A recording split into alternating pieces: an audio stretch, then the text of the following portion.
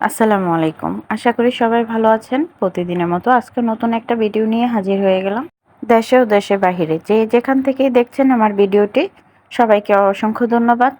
ভিডিওটি না টেনে দেখার অনুরোধ রইল।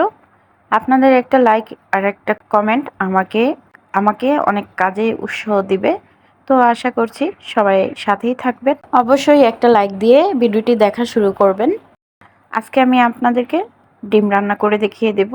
এভাবে করে ডিম রান্না করলে মুখে স্বাদ লেগে থাকবে। আমরা অনেকেই অনেকভাবে ডিম রান্না করে থাকি, কিন্তু এভাবে রান্না করে একবার ট্রাই করে দেখবেন কতটা টেস্টি হয়। আমি এখানে পেঁয়াজ বাটা নিয়ে নিয়েছি, আদা আর জিরা বাটা নিয়ে নিয়েছি, আর এখানে 4টা ডিম নিয়ে নিয়েছি। এখন আমি রান্না করে দেখিয়ে দেব।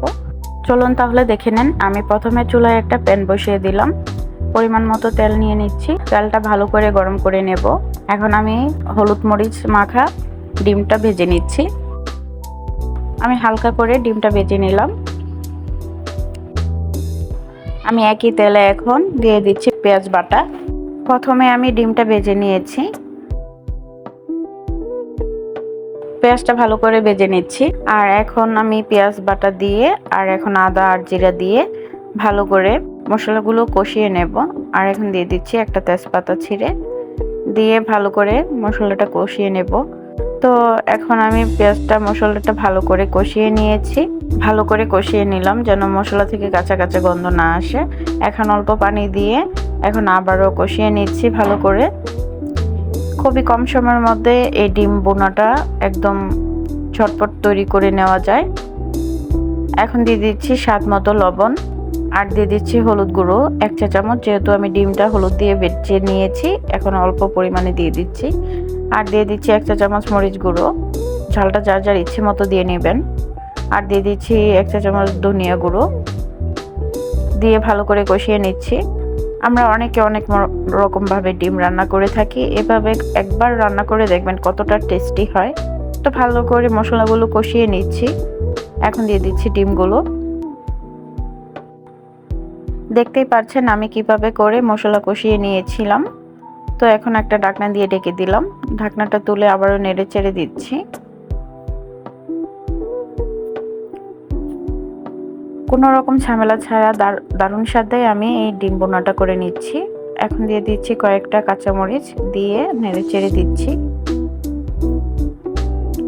একদম সিম্পলভাবে আমি আপনাদেরকে রান্নাটা করে দেখিয়ে দিয়েছি। আর দিয়ে দিয়েছি ভাজা জিরে গুঁড়ো। এটা স্কিপ করা যাবে না, এটা দিতেই হবে। ডিমের টেস্টটা বাড়ানোর জন্য ভাজা জিরে গুঁড়ো দিতেই হবে। তো দিয়ে ভালো করে নেড়ে চেড়ে দিচ্ছি। রান্না শেষ পর্যায়ে আমি আর কিছুক্ষণ জাল করে নিচ্ছি। তো রান্নার শেষ পর্যায়ে দেখেন কতটা লোভনীয় হয়েছে। আমি আপনাদেরকে সার্ভ করে দেখিয়ে দিচ্ছি। এই তো দেখতেই পাচ্ছেন কতটা লোভনীয় হয়েছে। যারা কম সময়ে রান্না করতে চান তারা আমার এই রেসিপিটা ফলো করতে পারেন। যারা নতুন রাঁধুনি আছেন তারাও এই সহজভাবে রান্নাটা করে নিতে পারবেন ঝটপট। আমার এই রেসিপিটা আপনাদের কেমন লেগেছে কমেন্টে জানিয়ে যাবেন। ভালো লেগে থাকলে লাইক কমেন্ট শেয়ার করে পাশে থাকবেন। এভাবে করে একবার হলেও ট্রাই করে দেখবেন ডিম বোনা কতটা টেস্টি হয় খেতে।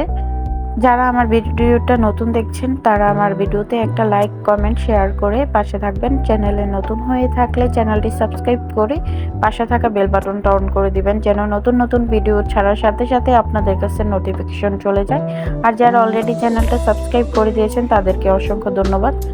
পুরো ভিডিওটির সাথে থাকার জন্য সবাইকে ধন্যবাদ। সবাই ভালো থাকবেন, সুস্থ থাকবেন। Thank you for watching. আল্লাহ হাফেজ।